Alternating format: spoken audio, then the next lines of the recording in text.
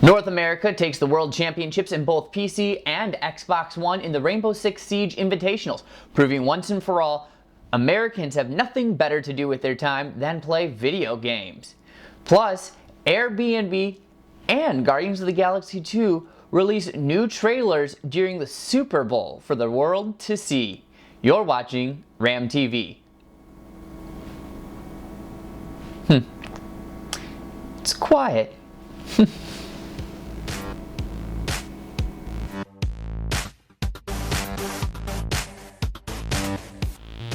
Zach? Are you here? Okay, I will do nerd culture news. And I'm back. Back? Where did you go? I was working on getting back to my own channel. One of us has to work on it. Okay. Wait a minute. So wait, when you're trying to get back there, you're not here at the same time? No, that's silly. Have you ever heard of someone who can be in two places at once? Well, no, but I've also never heard of somebody that's just a voice. So what are you going to do when you get back? I guess I'll just keep living my life. You know, as a person. With feelings. Something you seem to forget I have sometimes. Sorry. Did I just get an apology? Yeah, but one, that's all you get in an entire lifetime. So, what do you do in the real world? Voiceover work. Well, trying to break into it.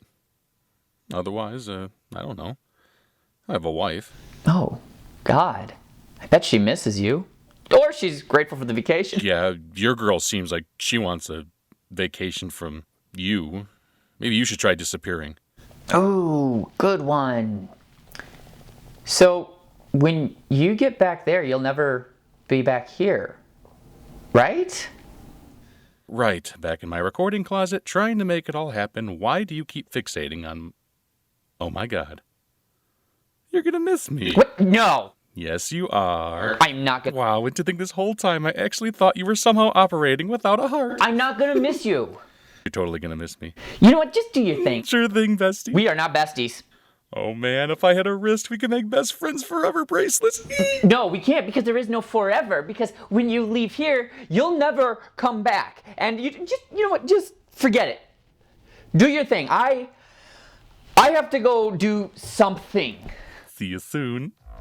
Best friend. Just who in the hell do you think you are? The latest Super Bowl brought us a nearly minute-long trailer for Guardians of the Galaxy 2, and some are concerned they may already be showing too much. For starters, we got zeroed in on Aisha and the Sovereign. Now, there's a long, convoluted history surrounding Aisha, and I won't go into it because comic fans already know it, and also know that an explanation will probably make even less sense to non-fans. But some cliff notes are this. In the comic universe, she was a being manufactured to be genetically perfect and essentially all-powerful. In this movie universe, she's painted like Jill Masterson and Goldfinger, as are the Sovereign people with her, suggesting in this world she leads the Sovereign who are all genetically perfect. Unlike Masterson, however, she isn't found face down and dead. She's still standing tall and good as gold. At face value, this is only a visual spoiler. Under its skin, however, it makes it harder, in my opinion at least, to introduce Adam Warlock, someone quite central to critical Guardians of the Galaxy drama, and her genetically manufactured reflection. We also get a couple of contradicting looks. On the one hand, we do see Nebula literally at Gamora's throat at one point, but Nebula does play a hero's role in Guardian 2, just like Guardians 1's semi-antagonist and all-around blue dickhead, Yondu, who really upped his Mohawk game, by the way. We've also got a new leader of the Ravagers, the telepath Mantis, showing up, and frankly, I don't have that time to get into every crazy theory. Do I agree that trailers these days are often showing off too much? Yeah, especially the extremely long cuts you can find in theaters and released on YouTube. This one, however, I actually think was one of the more genius trailers. It contained enough action to whet your appetite, and enough ambiguity to spur fan theory without ruining hardly anything. And it's more Guardians of the Galaxy information, which I feel is always a great thing. Does anybody have any tape out there? I want to put some tape over the death button. Nobody has any tape. Not a single person has tape. You have an atomic bomb in your bag. If anybody's gonna have tape, it's you. I have to do everything. You are wasting a lot of time. That's a really bad sign. Okay. I'm good. Thank you, Zach. You're welcome. So, now that we've seen what's going on in nerd culture, let's jump right into technology, give Ray a call and see what's going on in the tech world. Hi everyone, it's me, Ray Balanos, and our first story for today actually involves Airbnb. If you didn't see Airbnb's Super Bowl ad, well, you missed out because it was very political and it was very obviously that it was political. Airbnb actually said that they weren't even planning on advertising during the Super Bowl. However, when they found out that there was still ad space left for the big game, they decided to do something real quick and release it. Of course, along with the Super Bowl ad, they did say that they are trying to house 100,000 refugees temporarily through their service, as well as donate $4 million of in the course of several years to the International Rescue Committee as well. This is clearly a opposition against President Donald Trump's recent travel ban. Sorry, I was about to say Muslim ban. Muslim ban, travel ban, whatever you want to call it. Again, I'm not trying to be political here. But yes, that is the real quick Airbnb story. Let's move on. Vizio will now have to pay a $2.2 million fine to the FTC because they were caught tracking viewership on their TVs, especially on their smart TVs. A lot of people don't know this, but Vizio has been quietly tracking viewership of whatever you watch on your smart Vizio TV, and that is around 11 million TVs that when they started using that software. Because of this lawsuit, they will now have to delete all of their data that they have obtained over the past few years by March 1st, 2017, I'm sorry.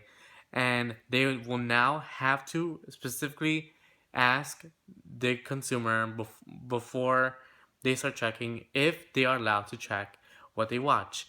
Of course, tracking viewership could lead to discoveries of your sex, your income, what kind of household you are in, single family, and just all that. Things that presumably they could sell to advertisers. Of course, there was none of that was mentioned really in the lawsuit, but that's in my own opinion what viewership numbers could mean, because why would they be collecting all this data why would they want to know that a 24-year-old Latino male likes to watch Jane the Virgin?